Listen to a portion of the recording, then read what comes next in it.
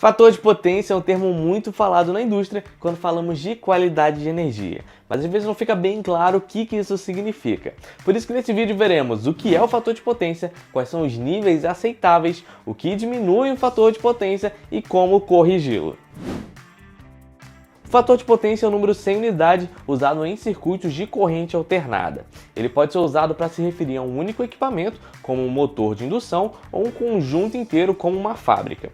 Em ambos os casos, ele representa a relação entre potência útil e potência aparente. A fórmula clássica para fazer a conta é pegar os quilowatts e dividir pelo kVA, que é a potência aparente. Mas o que isso significa na prática? Bom, o jeito mais fácil para explicar isso é usando a analogia da cerveja. Nós pagamos a cerveja pelo copo, mas dentro do copo há cerveja e espuma, certo? Quanto mais cerveja e menos espuma tiver, a gente vai ter um bom custo-benefício pelo preço que a gente está pagando pelo copo. Se houver muita espuma, não vai ter muita cerveja e, portanto, não vai ter um bom custo-benefício. A cerveja representa a nossa potência útil em quilowatts e é a energia que você quer e precisa para realizar o trabalho de fato. Já a espuma representa a potência reativa ou kVA reativos. Ele não realiza trabalho, por isso a gente classifica ele de uma forma diferente, mas mais para frente do vídeo a gente vai entrar nisso. A combinação desses dois tipos de potência se dá em kVA e a potência aparente. Então o fator de potência é a relação entre a potência útil em quilowatts dividido pelo aquilo que a gente paga em kVA. Então nada mais é do que o fator de potência está indicando para a gente qual que é o custo-benefício que a gente está pagando pela energia que a gente está consumindo. Podemos ver isso expressado matematicamente em um triângulo de potência. A cerveja aqui, ou a potência útil, vai ser o cateto horizontal, e a gente vai ter também a espuma, que vai ser a potência reativa, oposta aqui no cateto vertical, e a hipotenusa, que é o lado mais longo, a gente vai ter a potência aparente. Como eu tinha falado antes, a soma das duas, a soma vetorial, a soma de triângulo, vai ser a potência aparente. E a potência aparente está em um ângulo em relação à potência útil que está na horizontal. E esse ângulo aí é conhecido como ângulo φ. A gente consegue enxergar que à medida que a potência reativa, ou a espuma, aumenta, também a potência aparente aumenta. Se usarmos uma trigonometria básica, a gente vai ver que o fator de potência vai ser o cosseno desse ângulo φ do triângulo de potência. Então, outro nome para o fator de potência é o cosseno φ, é uma outra forma de se referir à mesma coisa.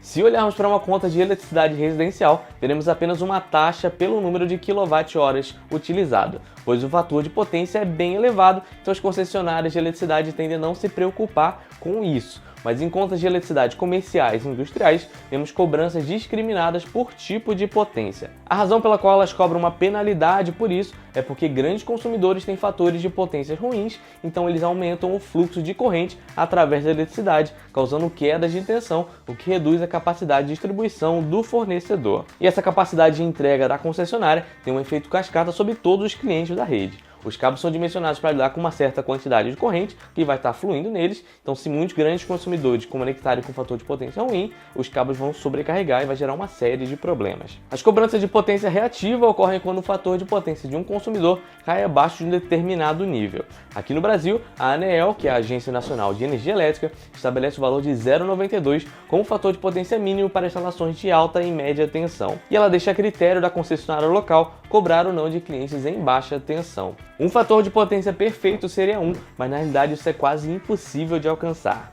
Na prática, o fator de potência vai estar nas seguintes categorias. Entre 1 e 0,92 ele é considerado bom porque ele está dentro do limite da ANEEL, abaixo de 0,85 ele é considerado ruim e qualquer coisa abaixo de 0,75 é considerado muito ruim. Mas vamos dar uma olhada em um exemplo aqui pensando em ativos. Se compararmos dois motores de indução, ambos com uma potência de 10 kW conectados a um fornecedor trifásico 380 a 60 Hz. Um tem fator de potência de 0,87 e outro de 0,92. Ambos os motores entregarão 10 kW de trabalho, mas o primeiro motor tem um fator de potência menor em comparação com o segundo.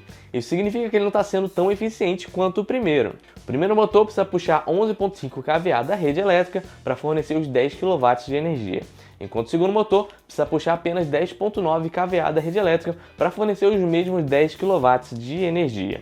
Isso significa que o primeiro motor consome 5,7 kVA reativo e o segundo motor apenas 4,3 kVA reativo. Lembrando que os quilowatts é a cerveja e o quilowatt reativo é a espuma, que é coisa que a gente não quer.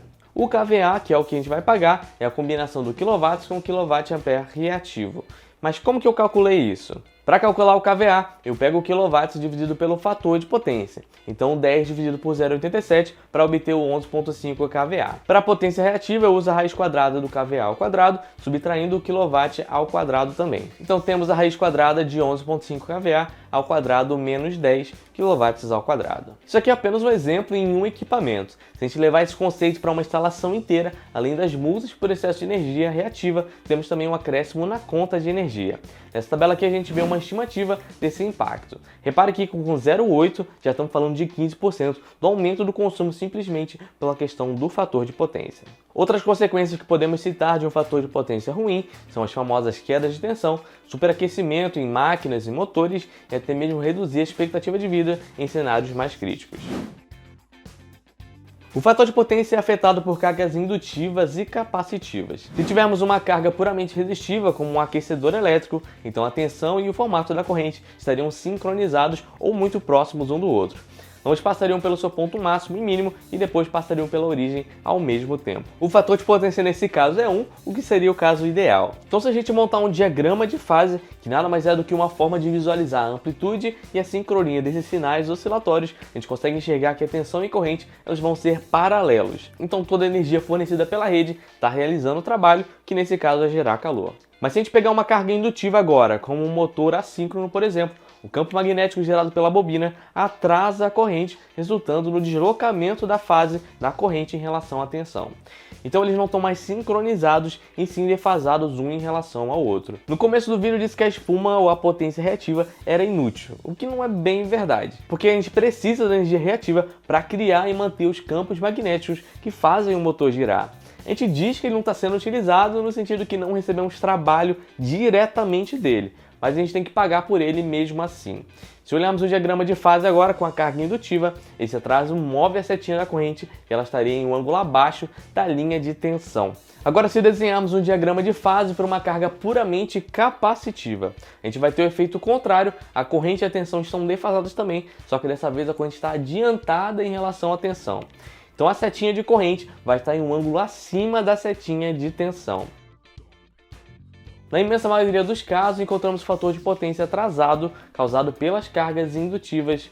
Então, para corrigir o fator de potência ruim, a gente pode adicionar cargas capacitivas através de bancos de capacitores ao circuito, o que vai realinhar a corrente de volta, fazer ela estar em sincronia com a tensão e vai trazer o fator de potência para o mais próximo de 1. E se tivermos um fator de potência ruim causado por altas cargas capacitivas, adicionamos uma carga indutiva ao circuito.